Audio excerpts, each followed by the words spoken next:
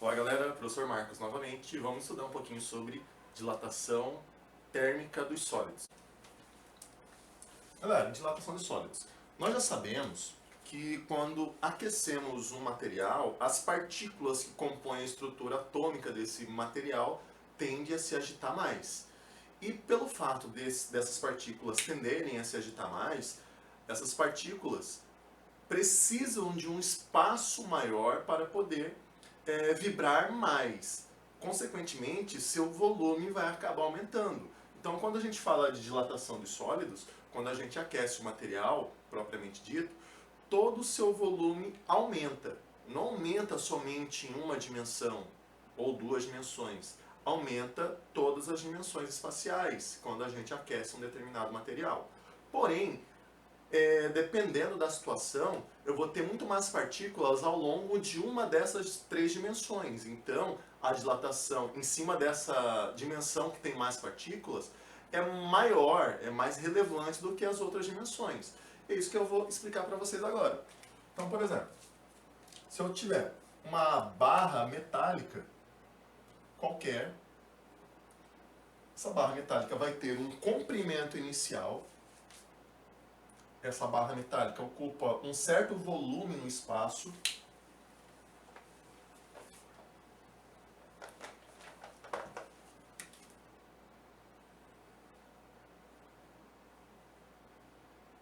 Ocupa um certo volume no espaço.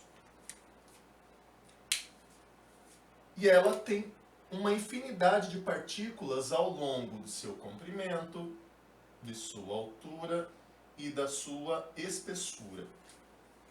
Galera, essas partículas, por mais fria que seja o ambiente, elas estão vibrando. Tá? Ela deixaria de vibrar se chegasse a 0 Kelvin. Mas a gente já sabe que nenhum corpo de tamanhos relevantes chega a 0 Kelvin. Então, essas partículas, por mais fria que seja o ambiente, elas estão vibrando.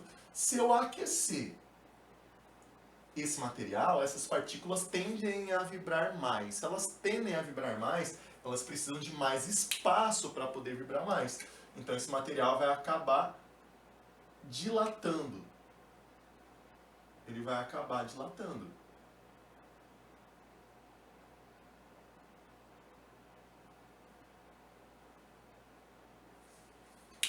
E esse aumento extra desse material é o que nós chamamos de dilatação. O que aumenta é a dilatação. Aqui nós temos o comprimento inicial, aqui nós temos a dilatação. Se eu pegar do início até o final da dilatação, isso aqui seria o comprimento final desse corpo, dessa barra, certo? Então, galera, a dilatação ela não ocorre somente ao longo do comprimento. O material dilata também ao longo da altura e ao longo da espessura. Porém, nessa situação aqui, como tem muito mais partículas ao longo do comprimento, a dilatação ao longo do comprimento vai ser muito mais relevante do que a dilatação ao longo da altura e da espessura, que eu vou desprezar nesse caso. Então, quando houver uma situação parecida com essa dilatação aqui é chamada de dilatação linear de sólidos, certo? Porque ocorreu uma dilatação muito maior ao longo de uma das três dimensões do que dessa e dessa. Essas duas dimensões aqui eu posso desprezar a dilatação em relação à dilatação do comprimento. Então, essa dilatação aqui que nós estamos estudando seria a dilatação linear. Linear. Por que linear? Porque a dilatação ocorreu predominantemente ao longo de uma dimensão espacial, no caso, ao longo do comprimento. Ok? Nós determinamos a dilatação linear através dessa equaçãozinha aqui. A dilatação linear é igual ao comprimento inicial da barra vezes o coeficiente de dilatação linear vezes a variação de temperatura que esse material sofreu. Galera, qualquer dilatação de qualquer material depende dessas variáveis aqui. Por exemplo, se eu tiver um comprimento inicial, que o comprimento inicial seria esse tamanho aqui, ó. Isso aqui seria o nosso L0. Se o L0 for maior, a dilatação vai ser maior, certo? Porque vai ter mais partículas ainda ao longo do comprimento, e se esse material sofrer a mesma variação de temperatura, ele vai dilatar mais, porque o comprimento inicial é maior. A dilatação desse material depende de que material é feito esse objeto. Então, se esse objeto for feito de cobre, ou se for feito de alumínio, ou de prata, ou de bronze, então, dependendo do material, ele vai dilatar mais ou menos. Quanto maior for o coeficiente de dilatação linear, maior é a dilatação desse material, se eu aquecer esse corpo. E quanto maior for a variação de temperatura sofrida por esse objeto, maior também é a variação do comprimento. Maior é a dilatação, certo? Maior é a dilatação linear.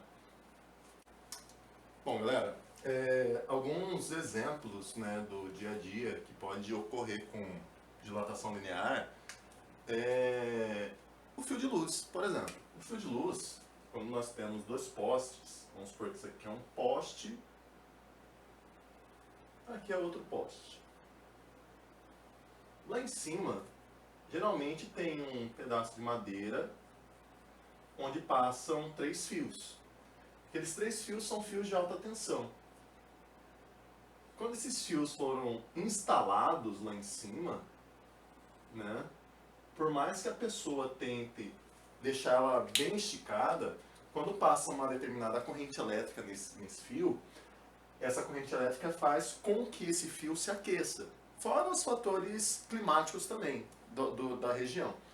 Então, quando esse fio estiver sujeito a uma corrente elétrica muito intensa, vai passar tanta corrente nele que ele vai aquecer tanto que esse fio vai começar a dilatar.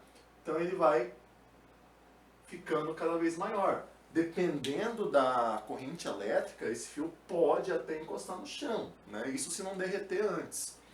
Então, isso seria um exemplo do que pode ocorrer com dilatação linear. Mesma coisa, o espaçamento entre trilhos de trem. Entre um trilho de trem e outro, entre aquelas barras metálicas que compõem o trilho do trem, tem um espaço para dilatação dessas barras. Então, né, o engenheiro que projeta e coloca esse trilho na região, ele tem noção da variação de temperatura da região, então ele consegue calcular essa variação de espaço aqui entre um trilho e outro para poder colocar um trilho em relação ao outro com segurança. Porque se ele colocar muito próximo aqui um do outro, ou muito afastado, o trem pode sair do trilho. Se estiver muito próximo e essas barras dilatarem, esse trem, né, esse trilho pode dilatar tanto que pode um entortar um outro, um ficar um em cima do outro. Geralmente eles entortam e o trem pode sair do trilho, certo? Então, isso seria um exemplo, 2 exemplos práticos sobre dilatação linear. Vamos falar um pouquinho sobre dilatação superficial. Vou apagar tudo aqui.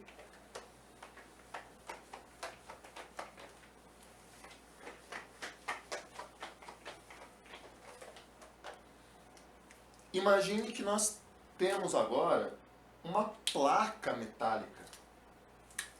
Temos uma placa de lados iguais. Essa placa tem uma certa espessura também, só que eu não vou desenhar a espessura da placa aqui. Galera, ao aquecermos essa placa, ela vai dilatar ao longo das 3 dimensões espaciais. Porém, as dimensões que vai sofrer maior dilatação são essas duas aqui. Então, se essas duas dimensões sofrer dilatação relevante, a área dessa placa vai se modificar ao aquecer. Então, se eu aqueço esse material, a área tende a aumentar. Então, aqueci, vamos supor que a área aumentou para essa região aqui, ó, que eu tracejei de vermelho.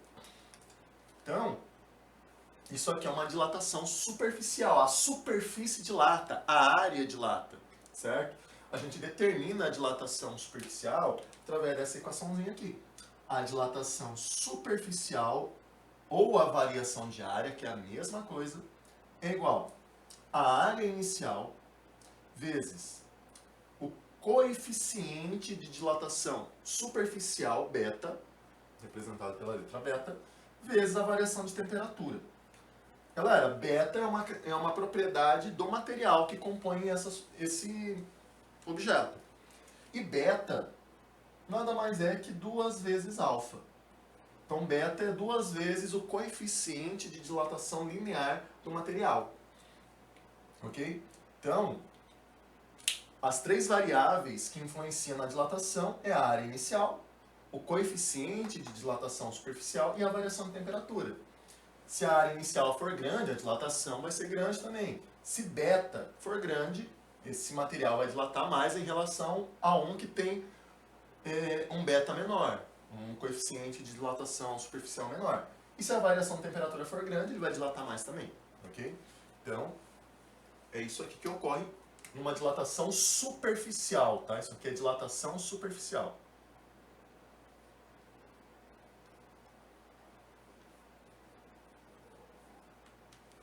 Dilatação superficial.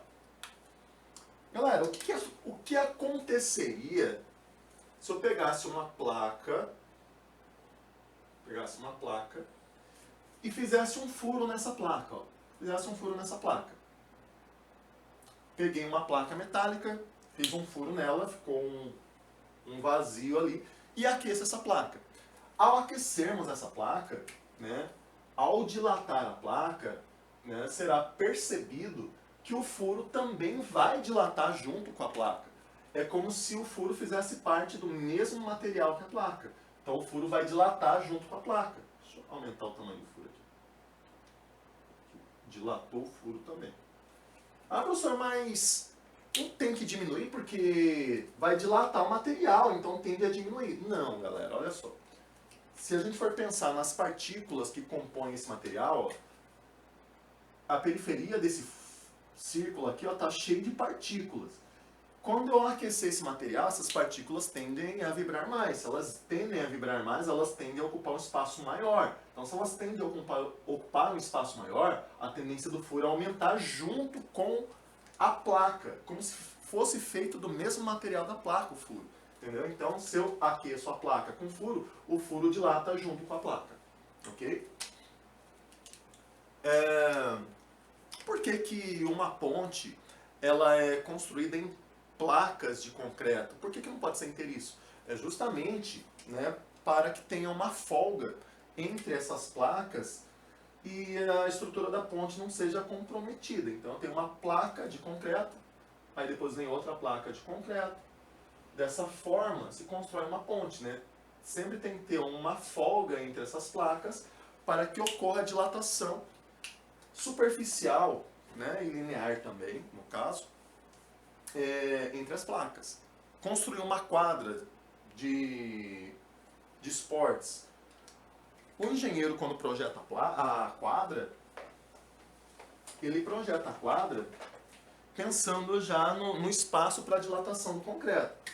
Se ele espalhar o concreto ao longo da quadra toda, ele espalha o concreto aqui, ele espera o concreto ficar quase curado, quase seco, e ele vem com uma máquina e começa a recortar o concreto. Ele recorta o concreto de modo a ter um espaço entre uma placa de concreto e outra. E ele preenche esse espaço com rejunte flexível, para que o concreto possa dilatar e preservar a estrutura da quadra, sem rachar a quadra. Se a quadra fosse feita de concreto inteiriço, né, seria toda rachada a quadra. Ok, galera? Dilatação volumétrica. Olha só, dilatação volumétrica. Eu vou escrever volumétrico antes, senão vai ficar tudo bagunçado. Volumétrico. Ou volumétrica. Dilatação volumétrica. Galera, aqui eu já levo em consideração a dilatação nas 3 dimensões espaciais. As 3 dimensões espaciais, eu tenho que levar em consideração as dilatações. Tá? Eu não posso desprezar nenhuma dessas 3 dimensões. Então vamos imaginar um cubo. Um cubo é uma figura geométrica que tem todos os lados iguais. Então aqui nós temos um cubo, um cubinho, né? Um cubinho. Então, temos um cubinho aqui. Né? Ao aquecermos esse cubo, né, as partículas ao longo do comprimento, da profundidade e da altura vão dilatar igualmente. Então, eu não posso desprezar nenhuma dessas três dimensões. Então, as partículas ao longo do comprimento, ao longo da espessura e ao longo da altura vão dilatar de forma igual. Então, esse cubo tende a aumentar todo o seu volume de forma significativa. Então, se antes, né, vocês teriam um cubinho, depois que eu aquecer esse cubo, vai ter um cubo grande, né? Vai ter um cubo grande aqui, né, ao aquecer. Está o cubo grande.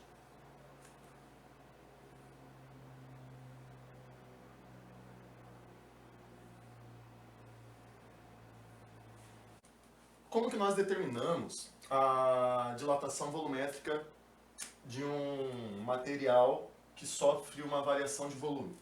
Então, a variação de volume ou a dilatação volumétrica é igual ao volume inicial vezes gama. Gama é o coeficiente de dilatação volumétrica, vezes a variação de temperatura que esse material vai sofrer.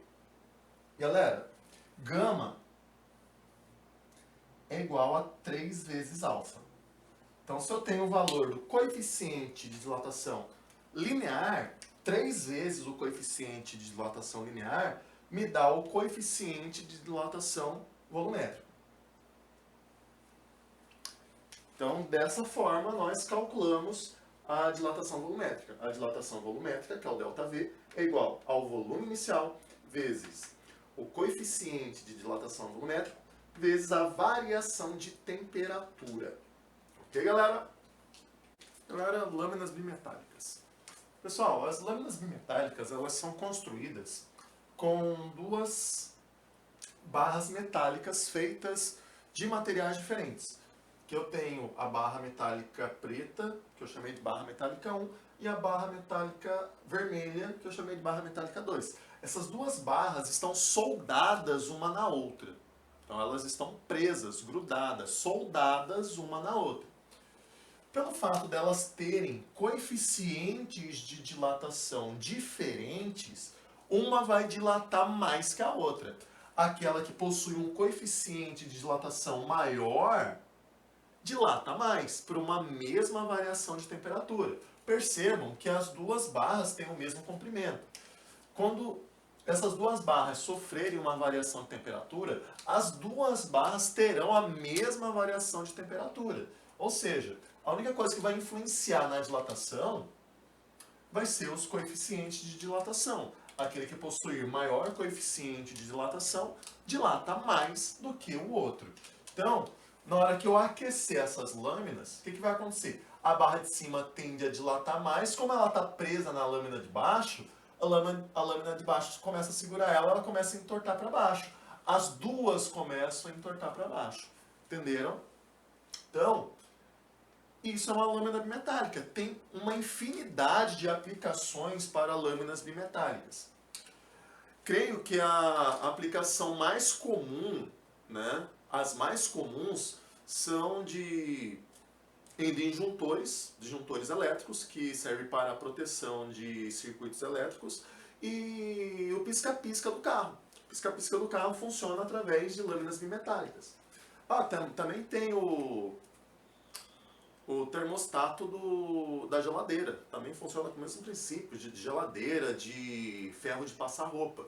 Por exemplo, quando você está passando ferro de passar roupa, à medida que o ferro vai aquecendo, as lâminas bimetálicas vão aquecendo também. Vai chegar um momento que ela vai esquentar tanto que ela vai desligar um terminal elétrico do outro e o ferro desliga automático. Né? Quando chega uma temperatura X do ferro, ele desliga.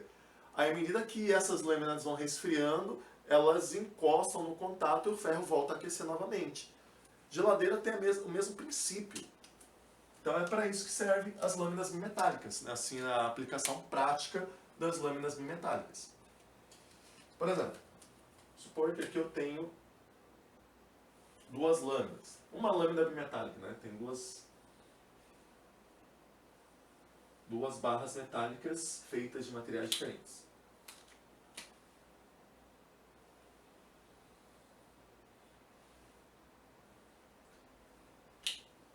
O Aqui embaixo está fixo, porque aqui embaixo está bem fixo. Aqui eu tenho um eletrodo, quando está ligado um fio elétrico que vai ligar um motor, por exemplo. O motor da geladeira, por exemplo. Então aqui está o motor da geladeira. Pode contar que isso aqui representa o motor da geladeira.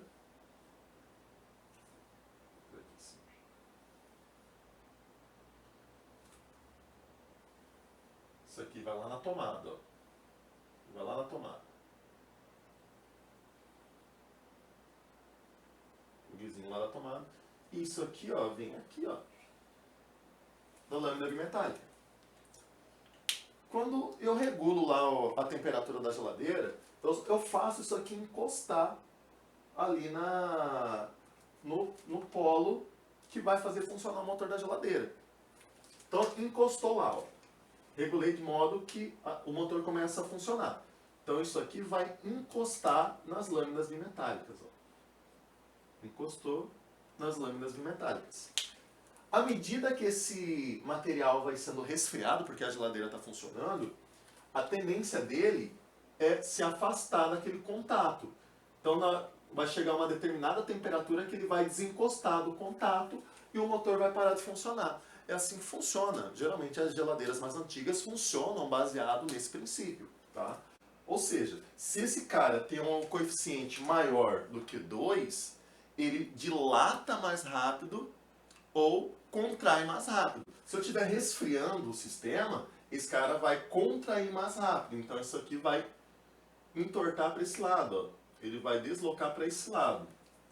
Entenderam? Então o coeficiente de dilatação da barra 1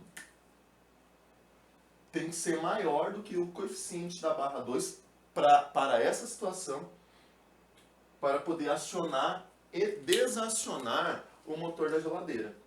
Isso seria uma das aplicações, né, das várias aplicações para lâminas bimetálicas.